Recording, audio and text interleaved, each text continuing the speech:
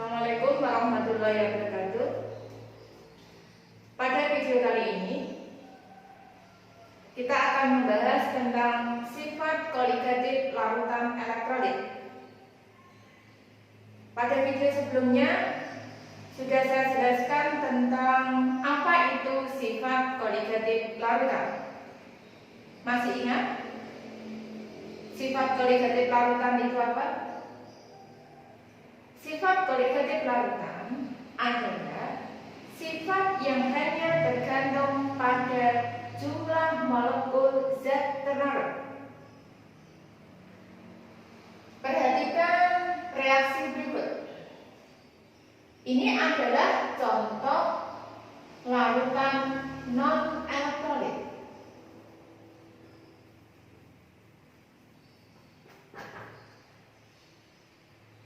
Gula atau sukrosa jika dilarutkan ke dalam air akan terbentuk tetap molekul C12H22O11. Jadi kalau misalkan ini jumlahnya adalah 1 mol, nanti juga kalau dilarutkan dalam air tetap terbentuk 1 mol. Tetapi jika kita melarutkan garam dapur NaCl berikatan ion. Ini adalah contoh larutan elektrolit. Larutan NaCl akan terurai atau akan terionisasi menjadi ion Na+ dan ion Cl-. Jadi misalkan ini 1 mol, maka akan terbentuk Na+ sebanyak 1 mol dan Cl- juga 1 mol. Dianggap semua NaCl ini terionisasi sempurna atau semuanya berubah menjadi ion Na+ dan Cl-. Dari dua contoh ini menunjukkan bahwa larutan elektrolit mempunyai jumlah partikel yang lebih banyak dibandingkan non-elektrolit. Besarnya sifat koligatif larutan elektrolit tergantung pada harga I. I adalah faktor Van Hoek dengan rumus 1 ditambah N-1 kali alfa. N adalah jumlah ion. Untuk contoh NaCl, harga N sama dengan 2.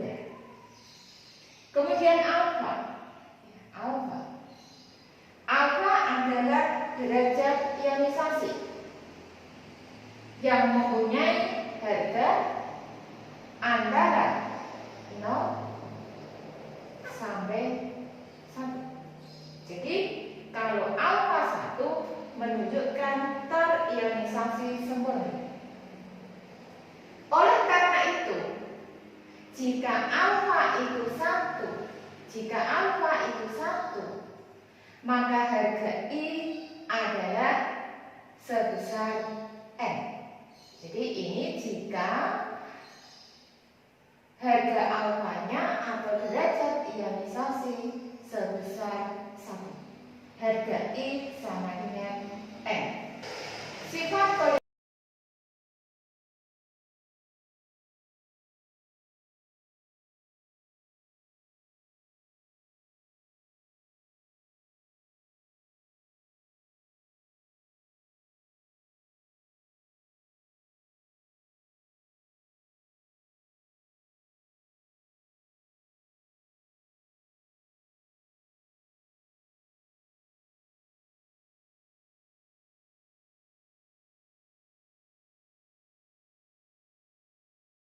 Sifat koligatif yang telah kita pelajari ada 4, yaitu delta Tb, delta Tr, P, dan delta P. Untuk larutan elektrolit Yang membedakan elektrolit dan tidak adalah zat terlarut. Oleh karena itu, rumus delta PB adalah Kb kali molalitas kemudian kali I. Untuk delta TF sama delta TF sama dengan KF kali M kali I.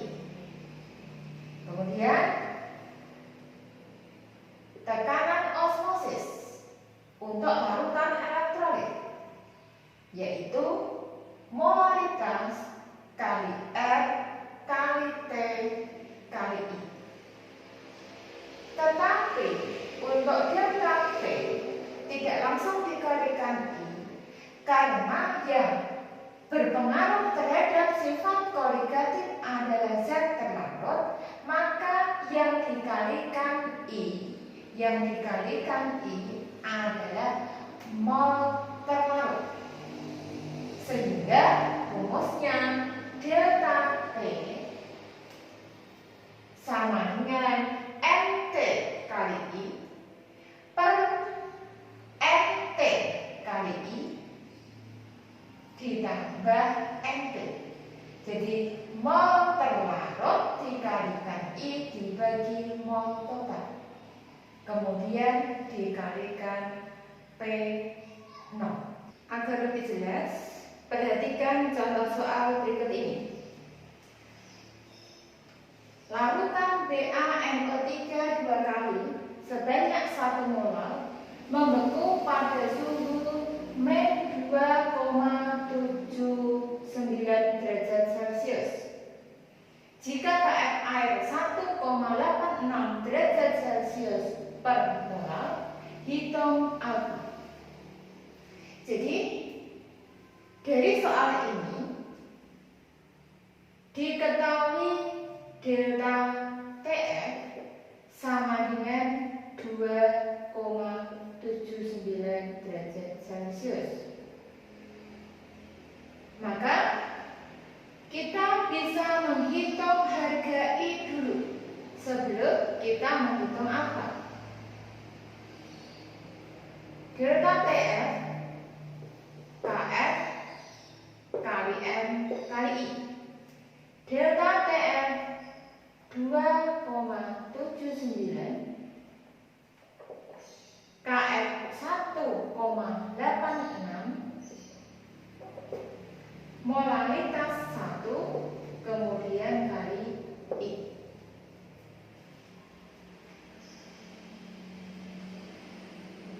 Biasakan untuk menghitung tanpa kalkulator. Jadi seperti ini, maka bisa kita coret. Ini dapat 3, ini dapat 2. Sehingga harga I ketemu 3/2.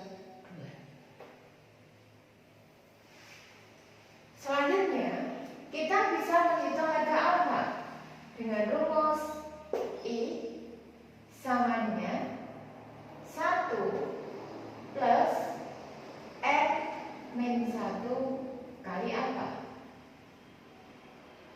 I-nya 1,5 sama dengan 1 plus N. N adalah jumlah ion dari BaNO3 2 kali. Akan terionisasi menjadi Ba2 plus dan 2NO3 min. Jadi terbentuk 3 ion. Sehingga rumusnya 3 min 1 kali alfa. 0,5 sama dengan 2 alfa. Sehingga alfa 0,5 dibagi 2. Jadi alfanya adalah 0,2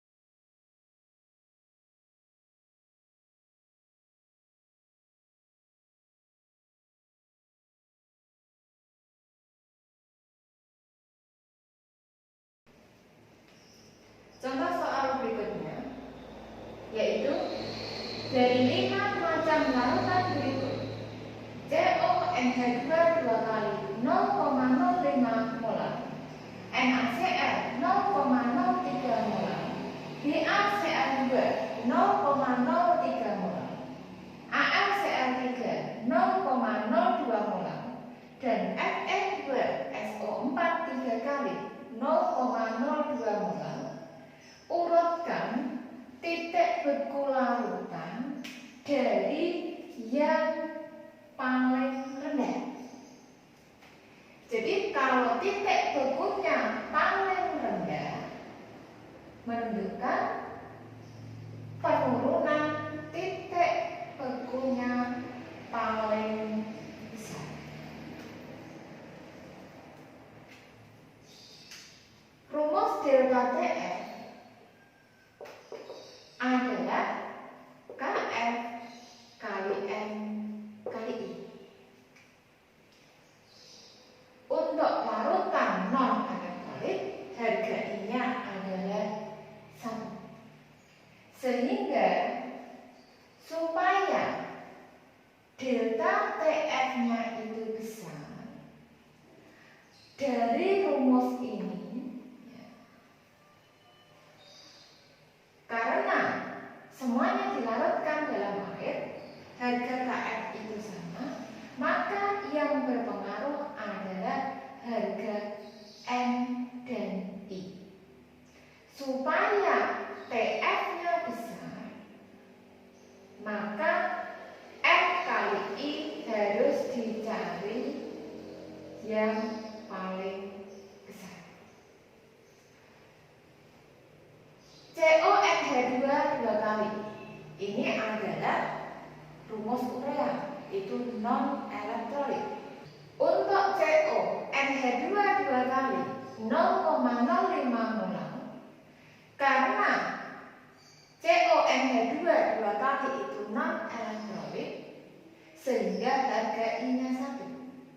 Maka molaritas 0,05 kali 1, sehingga ini adalah 0,05. NaCl elektrolit terionisasi menjadi Na+ dan Cl-. Maka F kali I 0,03 kali 2, jadi 0,06. BaCl2 harga M-nya 3, sehingga 0,03 kali 3, 0,09. AlCl3 4 kali 0,02, jadi ini 0,08. Yang terakhir Fe2SO4 3 kali, ini 5 ion, 5 kali 0,02, jadi 0,10. Sehingga yang mempunyai titik beku terendah berarti mempunyai delta TF paling besar. Delta TF paling besar, perkalian M dan I juga yang paling besar. Sehingga urutannya adalah dari yang paling besar berarti Fe2SO4 3 kali 0,02 molar, kemudian BaCl2 0,03 molar, berikutnya AlCl3 0,02 molar, yang keempat NaCl 0,03 molar, dan yang terakhir atau yang titik bekunya paling tinggi adalah CONH2 2 kali.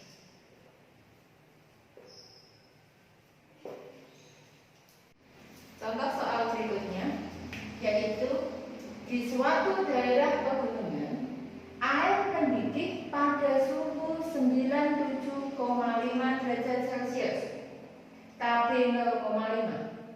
Agar titik didih tepat 100 derajat Celcius, berapa massa NaOH yang harus ditambahkan ke dalam 1 kg air?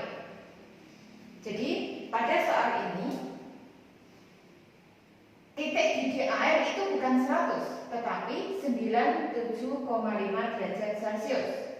Supaya menjadi 100, maka ada kenaikan titik didih. Kenaikan titik didih yang diharapkan atau delta PD adalah 100 min 97,5 derajat Celcius, sama dengan 2,5 derajat Celcius.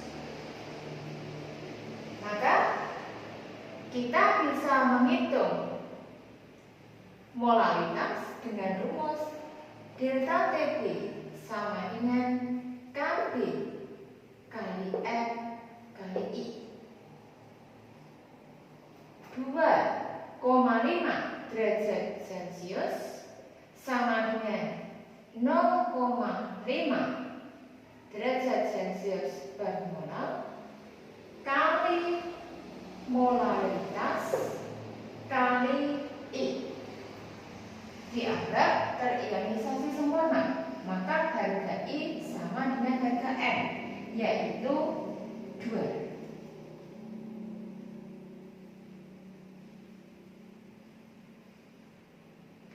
Sehingga molaritas larutan tersebut adalah 2,5 per 1. Jadi 2,5 molar. Maka kita dapat menghitung massa NaOH yang ditambahkan dengan rumus molaritas sama dengan massa per ml kali 1000 per P, atau